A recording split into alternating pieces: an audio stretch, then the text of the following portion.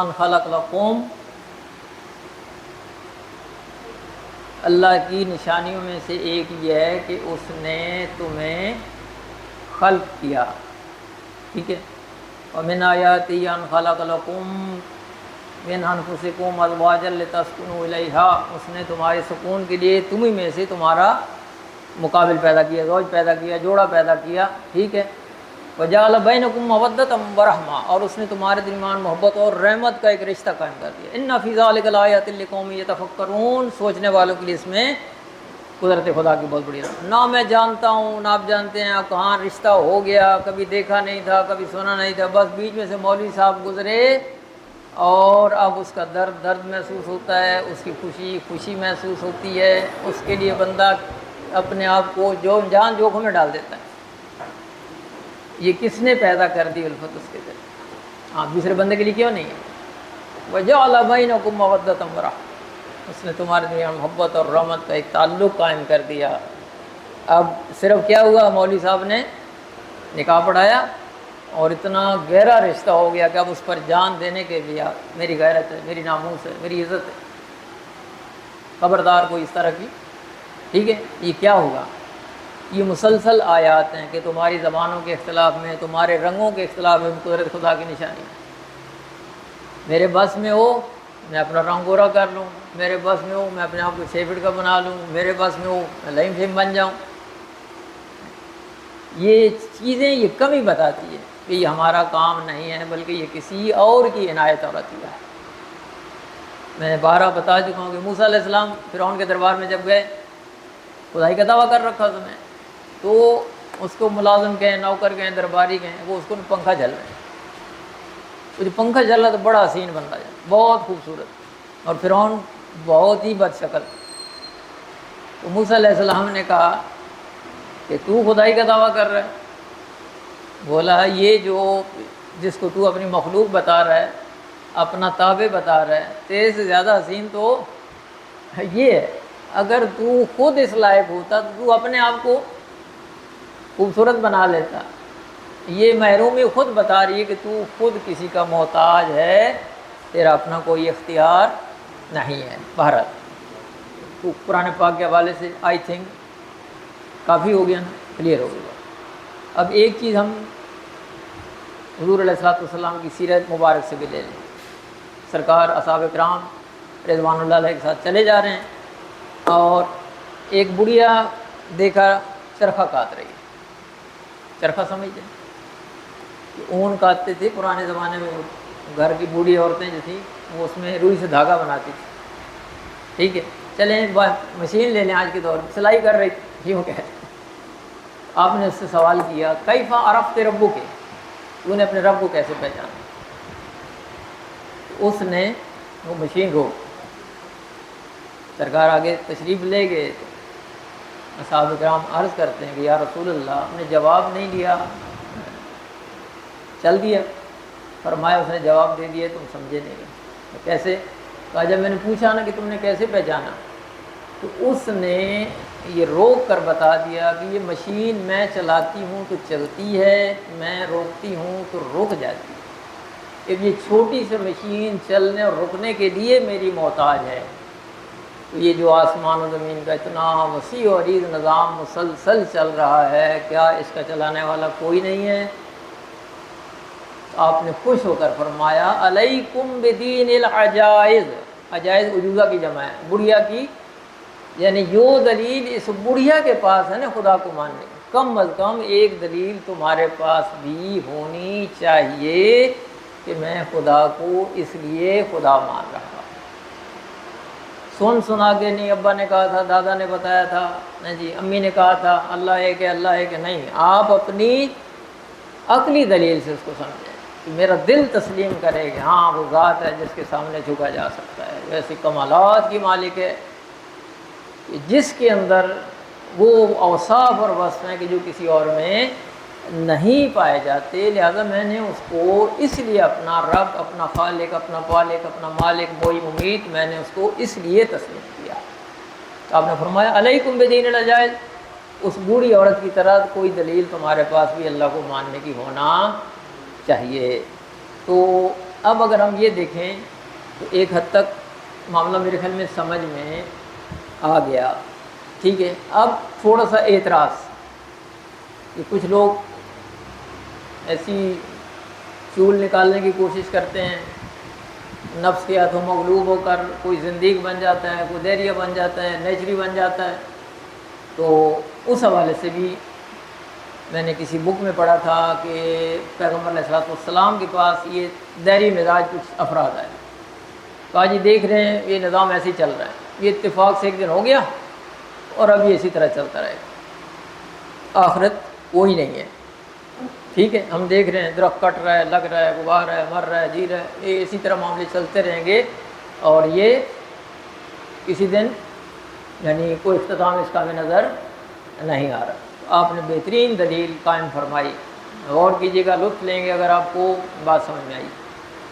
آپ نے فرمایا کہ چلیں اگر مان لیا تم یہ جو کہہ رہے ہو ایسا ہی ہے، تو اتنا تو ماننا پڑے گا تمہیں کہ جب وہ پہلی حرکت ہوئی تھی اتفاق سے ہو گئی، یا اس وقت دن تھا یا اس وقت رات، دونوں اکٹھے تو نہیں ہو سکتے، عقل تسلیم ہی نہیں کرتی کہ ایک ہی وقت میں دن بھی اور رات بھی ہو، ٹھیک ہے نا۔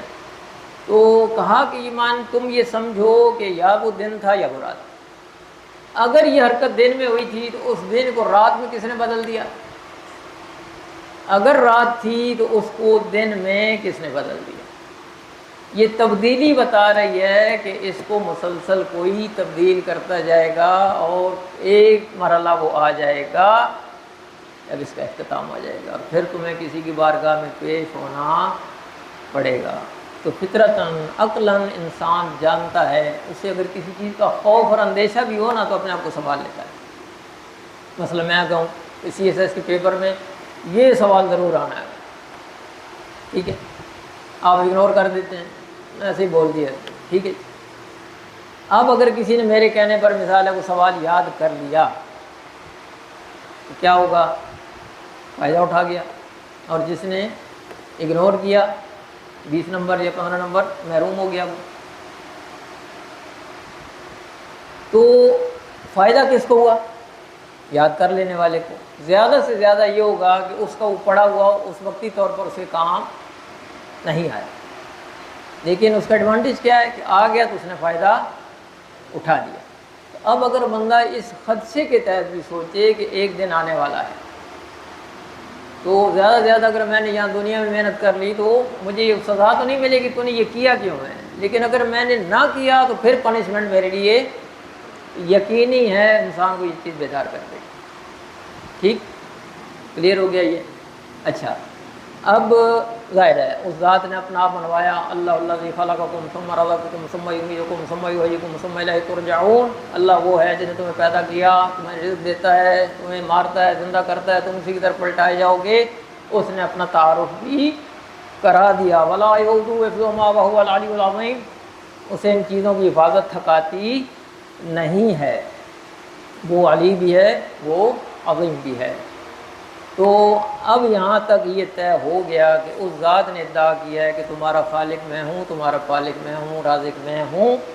اب اگلا مرحلہ آ گیا کہ اگر ہم نے یہ مان لیا کہ وہ ایک ہے، ہاں کوئی ہے، اب کیا وہ ایک ہے یا ایک سے زیادہ ہے؟ اس کو ہم توحید فی الذات بھی کہیں گے، یعنی توحید ان پرسن کہہ دیں، مونوتھیزم ان پرسن، ٹھیک ہے۔ آیا وہ ایک ہے یا زائد؟ اس ایک کی دلیل اس نے خود اپنے پاک کلام میں ارشاد فرما دی، ٹھیک ہے، کنٹینیو کریں۔ اچھا، ہم یہاں تک پہنچے کہ ہم نے یہ اقرار کر لیا کہ کوئی ہے، ٹھیک ہے۔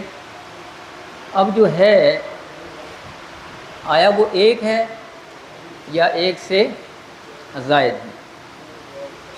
تو فطرتاً اگر ہم اس کا حل تلاش کریں تو یہ بات طے شدہ ہے، کبھی بھی دو فرد مل کر کوئی کام کریں گے تو اس کا نتیجہ اچھا نہیں ہوگا، کہیں نہ کہیں پہ اختلاف کا پیدا ہونا لازمی امر ہے، جھگڑا ہو جائے گا، کسی بات پہ تنازع پیدا ہو جائے گا، اس کی منشا اس کی مرضی کی ٹکراؤ آ گیا، معاملہ ختم ہو گیا۔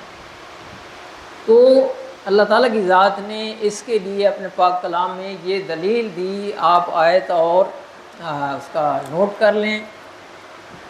بسم اللہ الرحمن الرحیم. لو کان فیہما آلہۃ الا اللہ لفسدتا.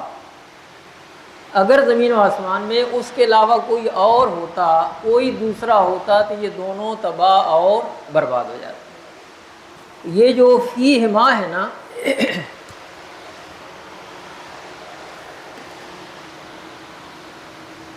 کل جب ہم پڑھ رہے تھے تو میں نے آپ کو کہا تھا کہ عرب کا معنی یا نام دیا جانا عرب کیوں ہے، تو اس میں ایک اس زبان کی فصاحت و بلاغت تھی. یہ فصیح اللسان ہے. اس زبان میں اتنی وسعت ہے کہ ایک لفظ سے آپ 13 الفاظ جو ہے نا وہ خود بنا سکتے ہیں. اور ایک دلیل یہ تھی کہ جتنی بھی زبانیں ہیں دنیا کی، اس میں یہ سنگولر ہے یا پلورل ہے. واحد عربی زبان ہے جس کے لیے ڈبل کے لیے یعنی دو کے لیے الگ سے ایک لفظ استعمال ہوتا ہے جس کو ہم تثنیہ کہتے ہیں.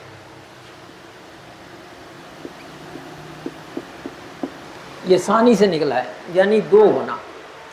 یہ جو فیہما ہے یہ خود بتا رہا ہے کہ یہاں پہ زمینوں اور آسمان کی طرف اشارہ کیا گیا کہ ان دونوں میں اگر اللہ کے علاوہ کوئی اور بھی ہوتا، کسی اور کی کار فرمائی بھی ہوتی، یہ دونوں تباہ و برباد ہو جاتے. ان کا مسلسل چلتے رہنا، ایک نظام کے ساتھ چلتے رہنا، ایک باقاعدگی کے ساتھ چلتے رہنا، بغیر کسی خلل کے چلتے رہنا، یہ اس بات کی دلیل ہے چلانے والا ایک ہے. ٹھیک ہو گیا. اور پھر خود اس نے اپنے تعارف میں فرما دی بسم اللہ الرحمن الرحیم قل هو اللہ احد. وہ ایک اللہ الصمد، بے نیاز، اسے کسی کی ضرورت نہیں ہے. تو یہ ایک ہونے کی دلیل اس نے خود بھی ارشاد فرما دی اور دلیل فراہم بھی کر دی کہ میں ایک ایسے ہوں کہ مجھے کسی دوسرے کی ضرورت نہیں ہے.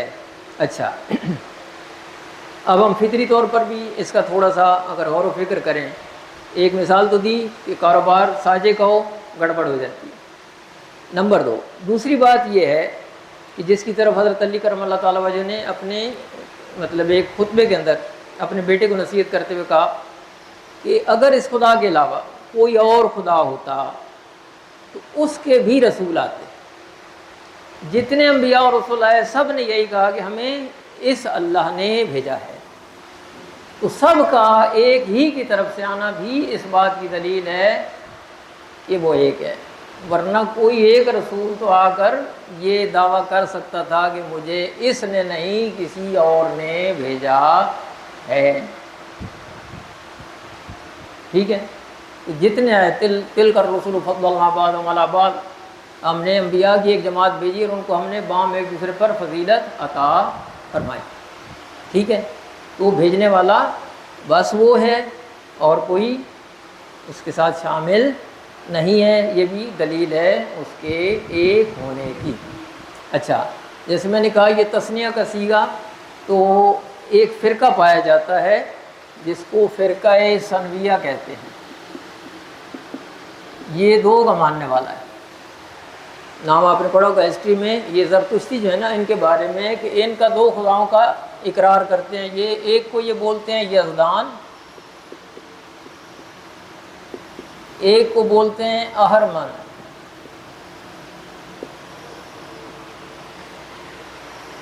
یزدان کا لفظ تو بڑا مطلب ہے عام ہے، ہماری اردو زبان میں بھی اس کا استعمال کیا جاتا ہے. چپ رہ نہ سکا حضرت یزدان میں بھی اقبال، کرتا کوئی اس بندہ گستاخ کا منہ بند. ٹھیک ہے. تو یزدان جس سے اچھے کام صادر ہوں، اہرمن جس سے ان کے عقیدے کے بقول برے احکام صادر ہوں، یعنی جو مطلب ہے غلط کام کی طرف لے کر جاتا ہے کسی کو، وہ ان کے اپنے انداز میں اس کو اہرمن کہا جاتا ہے. تو اس عقیدے کا ماننے والا ایک بہت بڑے عالم کے پاس آیا اور آ کر کہا جی میں کہتا ہوں کہ وہ ایک نہیں دو ہے. جب کہ آپ فرماتے ہیں کہ ایک ہے، تو اس کے ایک ہونے کی دلیل کیا ہے جبکہ میں کہتا ہوں کہ دو ہے. اتنا خوبصورت جواب ہے، سمجھیں گے تو لطف لیں گے. انہوں نے کہا تیرے سوال میں تیرا جواب موجود ہے. کیسے؟ کہ تو ایک کو مان کر دوسرے کی طرف گیا ہے. ایک انڈرسٹوڈ، تو بھی مان رہا ہے میں بھی مان رہا ہوں، اس کو ثابت کرنے کی ضرورت نہیں ہے نا۔ اب دوسرے کا دعویٰ تو کر رہا ہے تو دلیل بھی تیرے ذمہ ہوگی، برڈن آف پروف تجھ پر ہوگا۔ اب تو ثابت کر کہ وہ کیسے دوسرا ہو سکتا ہے، کیا اس کی کوئی نشانی ہے، کوئی اس کی علامت ہے، کوئی اس کی مخلوق ہے؟ نہیں، ناممکن۔ اس لیے یہ چیز واضح کر رہی ہے کہ وہ ایک ہے، یہ بھی کلیئر ہو گیا۔ یعنی کوئی ہے، اگر ہے تو وہ کیا ایک ہے یا دو ہے؟ تو دو کی بھی نفی ہو گئی، دو کی ہمارے پاس قرآن سے بھی دلیل آ گئی کہ یہ فساد ختم ہو جاتا ان کے اندر، یہ ٹوٹ پھوٹ جاتے، رکھنا پڑ جاتا، ان کا چلتے رہنا دلیل ہے، ایک ہے۔ پھر انبیاء سارے اس کی طرف سے ہے، یہ دوسری دلیل ہے۔ اور یہ کہ دو کا ماننے والا بھی ایک مان کر دوسرے کی طرف جاتا ہے تو وہ ثابت شدہ ہے، اور جس دوسرے کو منوانا چاہتا ہے تو اس کے لیے دلیل لائے، ہاتھو برہانکم ان کنتم صادقین، سچے ہو تو دلیل لے کر آؤ، کسی کے پاس نہیں، ممکن ہی نہیں ہے۔ اچھا، اب یہاں تک پہنچنے کے بعد ہم ایک سٹیپ اور آگے چلتے ہیں۔ جب دو نہیں ہو سکتے تو کیا تین ہو سکتے ہیں؟ نہیں ہو سکتے، لیکن ایک دنیا کا بہت بڑا طبقہ اس کا قائل ہے، کرسچینٹی، عیسائیت، ٹھیک ہے، اور یہ ایک خدا کے تین حصے بناتے ہیں، یا تین کو ملا کر ایک خدا کے وجود کا اقرار کرتے ہیں، باپ، بیٹا، روح القدس، ٹھیک ہے، یہ تین ملیں گے تو اللہ کی ذات مکمل ہوگی، ٹھیک ہے۔ باپ یعنی اللہ، بیٹا عیسیٰ علیہ السلام، اور جناب جبرائیل کا نام بھی روح القدس ہے، ایک اور فرشتے کے متعلق بھی کہا جاتا ہے۔ بہرحال ان کے عقیدے کے مطابق یہ تین ملیں تو خدا مکمل ہوتا ہے، اس لیے اس کو اپنا تثلیث کے نام سے یاد کیا جاتا ہے، عقیدہ تثلیث۔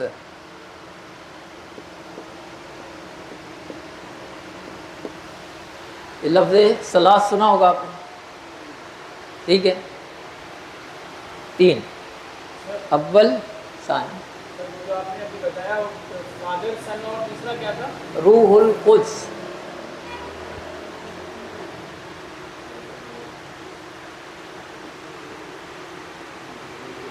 کہیں جناب مریم کو بھی لے آتے ہیں، ٹرینیٹی کہتے ہیں نا، صرف ٹرینیٹی کہتے ہیں، ٹرینٹی، تین، ٹرائی، یعنی یہ کیا ہے؟ ٹرائنگل، جی، وہ نشان اس کا ہے، صلیب کا ہے، جی ہاں، انہوں نے کہ بشارت دی یا کچھ مطلب ہے کہ جو بھی پارٹ وہ سمجھتے ہیں اپنے حساب میں، تو یہ تین مل کر وہ کہتے ہیں کہ اللہ مکمل ہوتا ہے۔ تو ایک کے تین، تین کا ایک نا سمجھ میں آنے والا فلسفہ ہے، اس کو کہتے ہیں تثلیث، تین کے معنی۔ تو جب دو نہیں ہو سکتے تو تین بھی نہیں ہو سکتے۔ اور پھر اقبال یاد آ گئے، لے گئے تثلیث کے فرزند میراث خلیل، خشت بنیاد کلیسا بن گئی خاک حجاز۔ ابھی بیٹے جب ہم بات کر رہے تھے نا، کہ وہ اس ڈومین میں نہیں آتے اپنے آپ کو، لیکن وہ سارے کام کر رہے ہیں جو ہمیں کرنے چاہیے، تو یہ وہ یہی اشارہ کر رہے ہیں اقبال کہ جو کرسچینٹی ہے، تثلیث ہے، وہ اسلام کے سارے اچھے احکام لے کر انہوں نے فالو کرنا شروع کر دیا، اور خشت بنیاد کلیسا بن گئی خاک حجاز، یعنی انہوں نے عرب کی سرزمین سے یہ ساری چیزیں اٹھا کر اپنے گرجا گھر کی بنیادی اینٹ جو ہے اس کو اس خمیر سے تیار کیا۔ نتیجہ کیا ہے؟ وہ اس کو فالو کر رہے ہیں، ترقی کر رہے ہیں، اور ہم نے اپنے ہاتھ سے وہ ساری چیزیں کما دیں، بس مسلمان ہیں، لا الہ الا اللہ، لا الہ الا اللہ، اتنا احسان جتاتے ہیں اللہ کی ذات پہ جیسے ہم نے کلمہ پڑھ کے پتہ نہیں کیا کر لیا۔ نہیں، عمل، ہمارا عمل نہیں۔ وہی بات کہ یہاں اسلام مسلمان نظر آتے ہیں، اسلام نظر نہیں آتے، وہاں مسلمان نظر نہیں آتے، اسلام نظر آتے، پریکٹیکلی، ٹھیک ہے نا؟ اللہ پاک ہمارے حالت پر رحم کرے. بہرحال ان چیزوں پر غور کرنے کی ضرورت ہے. ہم بہت پیچھے چلے گئے. ہم نے وہ تعلیمات بلا دیں اور بس کسی نے گھٹنے سے پینٹ پھاڑ لی, کسی نے جناب وہ کر لیا, کسی نے عجیب و غریب, ہم نے اسی میں ترقی سمجھ لی جناب. ٹھیک ہے, تو جو چیزیں ہماری یعنی ذہن نشین کرنے کی تھیں, جن کو فالو کرنا تھا, ان کو ہم نے چھوڑ دیا. تو یہ جو تثلیث ہے اس کے خلاف بھی اپنا حضور علیہ الصلوۃ والسلام نے ان کو بنی نجران والوں کو دلیل دی تھی کہ اگر تم یہ کہتے ہو کہ عیسیٰ کا باپ نہیں ہے اس لیے عیسیٰ خدا کا بیٹا ہے, تو پھر یہ حق آدم علیہ السلام کے پاس احق ہے, وہ اور زیادہ ان کا حق بنتا ہے. ان کی تو ماں بھی نہیں ہے کہ ان مثل عیسیٰ عند اللہ کا مثل آدم خلقہ من تراب ثم قال له کن فیکون. آدم کی سی مثال ہے, اس کو اللہ نے مٹی سے خلق کیا, فرمایا ہو جا تو وہ ہو گئے. ان کی تو ماں بھی نہیں ہے, باپ بھی نہیں ہے, پھر ان کو ابن اللہ کہنا چاہیے تھا, نہ کہ فقط عیسیٰ علیہ السلام کو صرف مطلب ہے باپ نہ ہونے کی بنا پر. یہ تثلیث کا عقیدہ بھی فنش ہو جاتا ہے, ختم ہو جاتا ہے. اس میں کوئی جان نہیں ہے, کوئی دم نہیں ہے. اب کوئی نہ مانے, جو تعویل کرے, ظاہر ہے ہر کسی کو اپنے کوئی نہ کوئی دلائل الٹے سیدھے مل جاتے ہیں جن کو وہ بنیاد بنا کر اڑ جاتا ہے. ٹھیک ہے, تو اب 3 سے زیادہ جانے کی ضرورت نہیں ہے. ہندوستان چلے جائیں تو ایک ایک بندے کے ہزار خدا. ٹھیک ہے, وہ اس کا سنویت زرتشتی جنہیں کہتے ہیں, زرتشت, یہ اپنا سمجھ لیں ایران میں کسی دور میں ہوا کرتے تھے, اور میں بھی اب یہاں بھی یہ شاید پارسیوں کی شکل بھی ایک ہے یہ. وہ بہرحال یہ بھی طے ہو گیا. ایک بھی جی وہ بھی یعنی ان میں شریک ہے, حضرت عزیر کو خدا کا بیٹا مانتے, عزیر ابن اللہ, وہی تقریباً. اچھا جی نہیں, حضرت ان کا نام عزیر ہے. ٹھیک جی, ان کو بیٹا مانتے ہیں خدا کا, تو شرک ہو گیا نا, مونوتھیزم تو نہ رہا, توحید تو نہ رہی. یعنی اللہ وہ ذات ہے جس کا کوئی شریک نہیں. جی یہودی حضرت عزیر کو جی زیورسٹ بولتے ہیں, کچھ مجھے پراپر ورڈ لگی ذہن میں نہیں.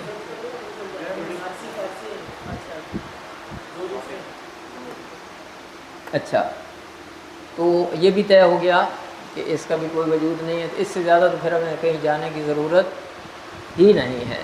ٹھیک ہے, ہندوستان کے اندر ایک ایک 10 ہزار خدا بنے ہیں. تو یہ انسان کی کم عقلی ہے کہ وہ خود بنا کے کسی کو پوجنا شروع کر دے اور پھر اس پر ایک عقیدہ اور اعتقاد بنا لے. تو تھوڑا سا آگے بڑھیں ہم. اسی کے اندر ایک اور اسٹیپ جو ہمارا مکور ہو گیا کہ اللہ کی ذات میں کوئی شریک نہیں ہے, اللہ کی صفات میں بھی کوئی شریک نہیں ہے. ٹھیک ہے, اس کی صفات اپنی ہیں, باقی جس کو جو کچھ ملا ہے وہ ذات میں تھا. ٹھیک ہے نا. چھوٹی سی مثال کہ اللہ تعالیٰ کی ذات عالم ہے. مثلا یہ لفظ اپنے عالم الغیب والشہادہ استعمال کیا. ہم بھی دنیا میں آ کے تھوڑا سا پڑھ کے دیکھتے ہیں, معاشرے کے اندر بڑے بڑے عالم ہیں, علماء ہیں. اب کیا ہوا, یہ پہلے نہیں تھے, ہوئے, پھر علم آیا, عالم ہو گئے. وہ جب سے ہے عالم. ٹھیک ہوگی. تو اس صفت میں بھی کوئی اس کا شریک نہیں ہے. جس کے پاس جو کچھ ہے وہ اس کا عطا کردہ ہے. کسی بندے کی اپنی ذاتی صلاحیت اور کمال نہیں ہے. اور پھر توحید فی الافعال یعنی مونوتھیزم ان ایکشنز, جتنے کام کائنات کے اندر ہو رہے ہیں, جن کی طرف اشارہ بھی ہوا, میں نے یہ بنایا, میں نے یہ بنایا, میں نے یہ بنایا, یہ بھی کرتا ہوں, یہ بھی کرتا ہوں, یہ بھی کرتا ہوں, یہ سارے کے سارے وہ ذات کردگار کی حکمت و حکمرانی کا نتیجہ ہیں. اور یہ سب کچھ کائنات میں وقوع پذیر ہو رہا ہے. وہی چلانے والا ہے, وہی مدبر ہے، اس کا کوئی مشیر نہیں، کوئی صلاح کار نہیں، کوئی اس کا معاون نہیں، کوئی اس کا مددگار نہیں، وہ صمد ہے، بے نیاز ہے، غنی علی الاطلاق ہے، کوئی اس کی پشت پناہی کرنے والا نہیں۔ قل الحمد للہ لم یتخذ ولدا ولم یکن لہ شریک فی الملک، ٹھیک ہے، کوئی اس کے ملک میں شریک نہیں ہے۔ وَلَمْ يَكُنْ لَهُ وَلِيٌّ مِّنَ الظُّلِّ وَكَبِّرْهُ تَكْبِيرًا، اور کوئی اس کو اس سرپرستی کی ضرورت نہیں ہے، بس ہر وقت اسی کی بڑائی بیان کرتے رہو۔ ٹھیک ہو گیا؟ تو اس کی ذات میں کوئی شریک نہیں، اس کی صفات میں کوئی شریک نہیں، اس کے افعال میں، کاموں میں کوئی شریک نہیں، اس کی عبادت میں بھی کوئی شریک۔ ایاک نعبد و ایاک نستعین، عبادت بس اس کے لیے۔ وقضى ربک اللہ تعبدوا الا ایاہ، اس کے علاوہ کسی اور کی عبادت نہیں ہو سکتی، ٹھیک ہے؟ لہذا وہ عبادت میں بھی بس اس کا مقام ہے، اس کا حق ہے، اس کو جھکا جائے، اس کو مانا جائے، اس کو سجدہ ریز ہوا جائے، اسی سے مانگا جائے، وہی سب کچھ عطا کرنے پر قادر ہے۔ یہ توحید کے وہ سارے مراتب بھی آ گئے، ذات میں کوئی شریک نہیں، صفات میں کوئی شریک نہیں، افعال میں کوئی شریک نہیں، عبادت میں بھی کوئی شریک نہیں ہے۔ یہاں تک بات کلیئر ہو گئی؟ اب اگر ہم نے عقیدہ توحید کو سمجھ لیا، ٹھیک ہے، تو کوئی اس کا فائدہ بھی تو ہونا چاہیے۔ اب یہاں آ جائیں، پھر آ جائیں پیوریفیکیشن کی طرف۔ یہ تو ظاہری ہم نے دیکھ لیا جی، وہ اس کو مانتا ہے، اس کو مانتا ہے، اس کو مانتا ہے۔ اب آ گئی اس کو ماننے کی بات۔ یہاں اس کی کیوں مانتا ہے؟ وہ تو آسان کام ہے، ٹھیک ہے نا؟ یہ جو سب سے بڑا بت اندر بیٹھا ہے ہمارے، ان اکبر معبود عبید فی الدنیا الہوا، یہ ہوا و ہوس کا جو بت ہے ہمارے اندر، جس کی ہم اندھا دھند پرستش کر رہے ہیں، جو منواتا ہے مانتے ہیں، جس سے روکتا ہے روک بھی جاتے ہیں، جہاں نہیں رکنا چاہیے وہاں بھی رک جاتے ہیں، جو نہیں کرنا چاہیے وہ ہم سے یہ کرواتا ہے، چاہے اللہ کی نافرمانی ہو رہی ہو اور اس کی اطاعت ہو رہی ہو۔ بہت کم ہوتا ہے کہ اس کی نافرمانی ہو رہی ہو اور اس کی اطاعت ہو رہی ہو۔ اگر ہم 24 گھنٹے کا اپنا تجزیہ کریں، 14 سے 40 منٹ بنتے ہیں، 14 سے 40 منٹ میں دیکھیں ہم اللہ کو کتنا وقت دے رہے ہیں، اس کو کتنا وقت لے دے کے بھاگ دوڑ کر کے یہ 5 منٹ کی نماز ہم نے پڑھ لی، وہ بھی نہیں پڑھنے دیتا۔ آیت ہے نا، وَأَقِیمُوا الصَّلَاةَ وَلَا تَکُونُوا مِنَ الْمُشْرِکِینَ، نماز قائم کرو، مشرکوں میں سے نہ ہو جاؤ۔ اچھا، اس شرک سے بچنا آسان ہے، یہ مشکل کام، ٹھیک ہے نا؟ یہ کیوں نہیں کرنے دیتا؟ ہمت ہے تو کرے بندہ اٹھ کے، لیکن یہ ایسا دباتا ہے، ایسا دباتا ہے، کوئی نہ کوئی دلیل لے آئے گا، ٹھیک ہے، ورگلا لے گا، تھکا ہوا ہے، تھوڑی دیر میں اور تھوڑی دیر میں اور تھوڑی دیر میں بدل بندہ لمبا، ٹھیک ہے۔ یہاں اس کا حکم مان کر اس کی مخالفت، جبکہ نتیجہ جنت جو ہے وہ اس کی مخالفت ہے۔ وَأَمَّا مَنْ خَافَ مَقَامَ رَبِّهِ وَنَهَى النَّفْسَ عَنِ الْهَوَىٰ فَإِنَّ الْجَنَّةَ هِيَ الْمَأْوَىٰ، جنت تب ملے گی جب اس کو آپ روک ٹوک کریں۔ ہمارے چڑھ دوڑا جناب، گھٹنے دے کے ہمیں دبا رکھا ہے اس نے، یہ کر یہ کر یہ کر، ہاں جی ہاں جی ہاں جی ہاں جی ہاں جی، ہم نے کیا فائٹ کیا اس کے ساتھ؟ کچھ بھی نہیں، مانتے جا رہے ہیں، نتیجہ محرومی، خدا سے دوری، ہر لمحہ دور ہو رہے ہیں، ٹھیک ہے۔ تو قریب ہونے کا ذریعہ کیا ہے؟ یہ جتنا بیچ سے ہٹتا جائے گا اتنا ہم خدا کے قریب ہو جائے گا۔ اس کی محبت تب دل میں جگہ بنائے گی جب یہ جگہ خالی کرے گا، ٹھیک ہے۔ کسی نبی ما سلف کے متعلق ہے کہ انہوں نے کہا، اللہ تعالیٰ نے فرمایا کہ میرے لیے مکان خالی کرا، یا اللہ تو مکان و زمان سے منظم و برہ ہے، تجھے کیا ضرورت ہے رہنے کی؟ کہا نہیں، مومن کا دل میرا گھر ہے، اسے خالص میرے لیے خالی کرو، میں اس میں بسنا چاہتا ہوں۔ اس کو بچانے کی بجائے، بسانے کی بجائے ہم نے سب کو بسا رکھا ہے،